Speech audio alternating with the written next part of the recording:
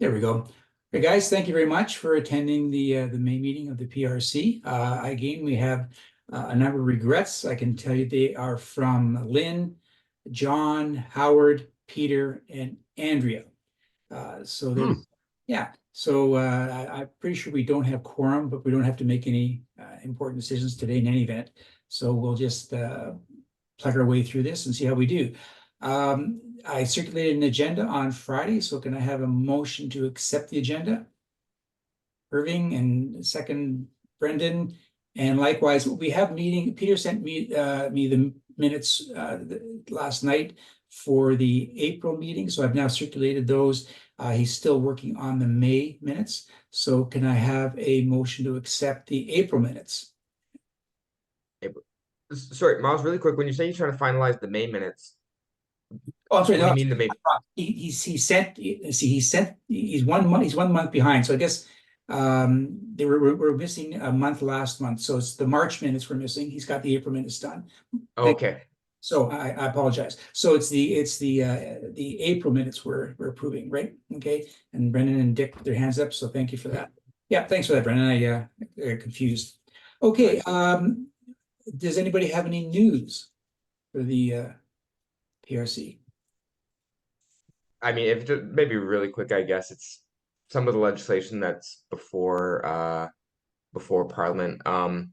Bill C-20, the one that I had put on the list, it began its report stage in Parliament, but it didn't get through report stage in Parliament. So there was some politicking from some of the members to change the short title of the act, even though there's agreement on everyone to pass it. But yeah, that's maybe about it. All right, thank you. And we'll get to that very shortly. All right, so let's move on then to business arising, and this is the parliamentary committees.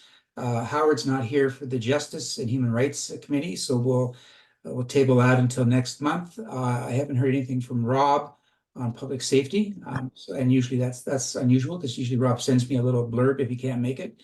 So that takes us then to the two Senate committees, and both you guys are here, so that's great. So Brendan, can you do your report on the Legal and Constitutional Affairs Committee? For sure, it'll be really quick. The committee has met 8 times since our last meeting in April, all on Bill S-15, which it's an act to amend the Criminal Code and Wild Animal and Plant Protection Act. Basically, it's essentially to restrict or criminalize keeping elephants and great apes in captivity. I admit I'm not really following the legislation. It's not really super pertinent in my mind, again, unless the committee thinks otherwise. But that's all they've been working on. There's another 2 meetings on this bill. They're going through clause by clause right now. I admit I'm a little surprised at how many meetings have been dedicated to what I see as a relatively simple and straightforward piece of legislation. It's not super long by any means. Anyway, so that's all I'll say on that. Again, if the committee thinks I should go take a deeper look, I can, but I don't see it as super pertinent. Okay, thanks, Brendan. Before we move on to Dick's report, we have a facilitator, just for the purposes of the record. I don't know who this is. All right, no sound. No idea. Are you seeing the same icon, gatehouse? Yes, yes. I don't know.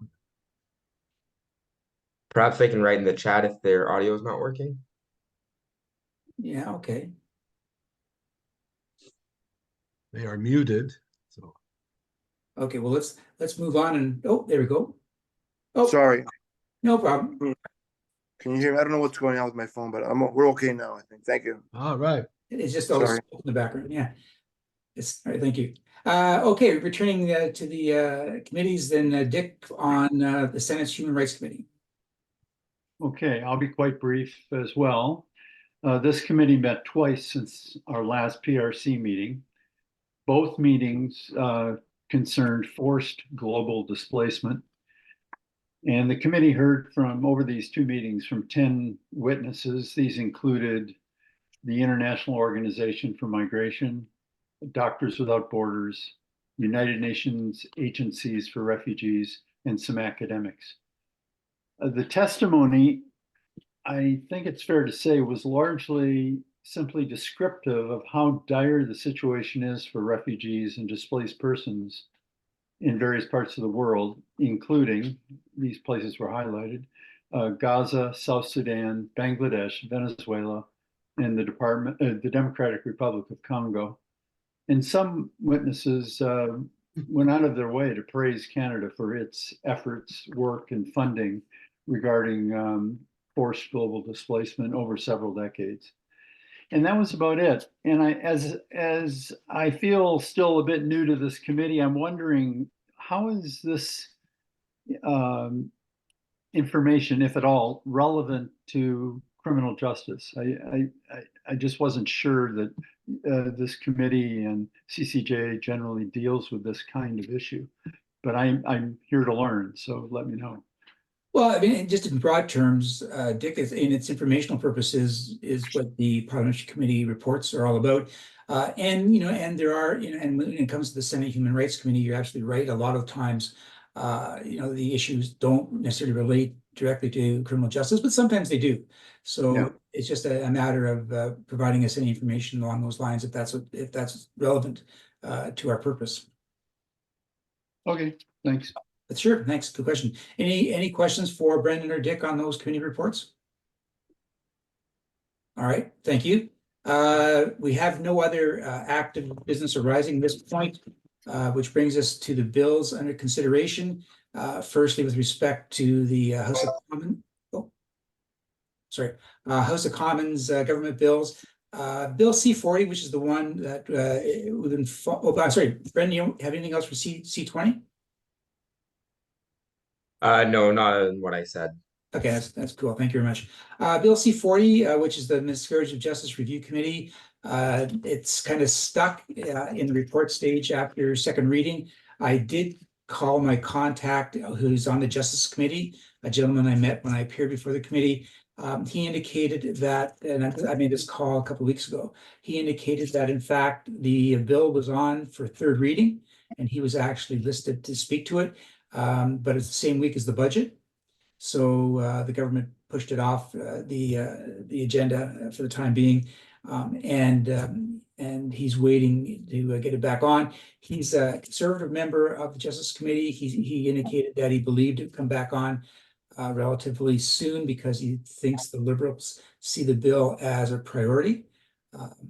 I don't see that any longer. I think it was with Lametti, when Justice Minister, but with the new minister, I don't see it as that much of a priority. It would have moved to third reading by now if it was a priority. Most people, including Innocence Canada, who I'm a member of and who also appeared before the committee, we're all pretty much just waiting and seeing and waiting and hoping that it makes it through the process before the next writ is dropped, which is always a gamble kind of thing, but we're waiting.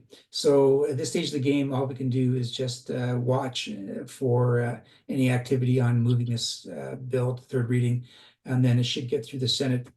Well, I hope it would get through the Senate fairly quickly.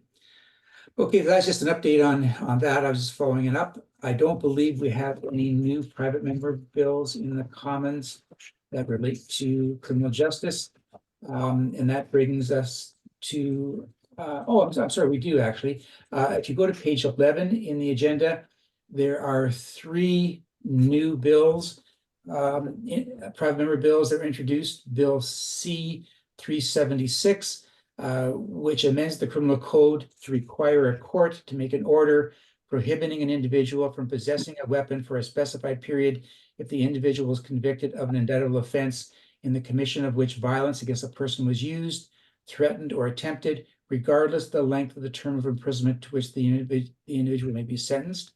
So that had first reading on February 12th. Even though it's February, it wasn't posted for bringing it to the committee last month.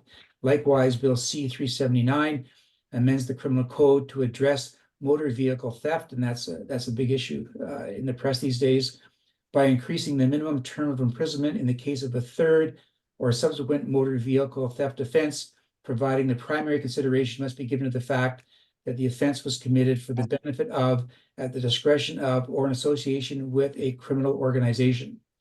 And Bill C-38 which is the last private member's bill on tabled.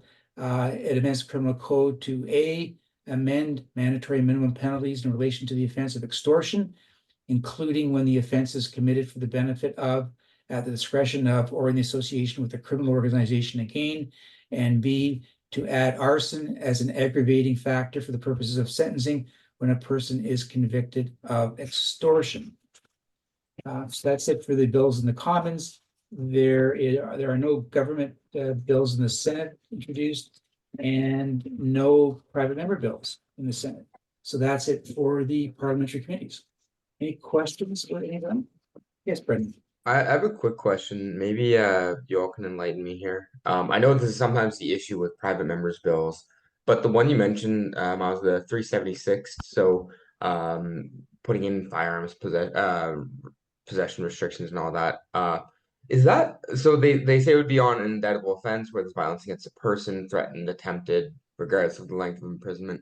Is that not already the case? Or perhaps it's just in what I've seen in practice where the Crown frequently asks for firearms prohibitions, but is that not already law? I wonder if someone could clarify that. I can't. I'm not too sure actually, Brendan, about that. I mean, there's lots of mandatory minimums when firearms are involved in offenses for sentencing purposes. So this is a prohibition, or I honestly don't know. Okay, I'll take a look into it. Sure, just take a look at the code and maybe you can enlighten us next month when we come back to it. Yeah. Okay. Sure, Thank you. appreciate it. Anything else? All right, guys, thank you. It was a very quick meeting. Wasn't much parliamentary activity. Appreciate everybody's input so far. Thank you. And so our next meeting is June the 11th. So hopefully we have a decent turnout before the summer break, right? Everybody take care. All right. You Thank you, too. Miles. Thank you for Bye attending. bye. Take care. Bye bye. Thanks, everyone. Bye-bye. Bye, folks. Bye-bye.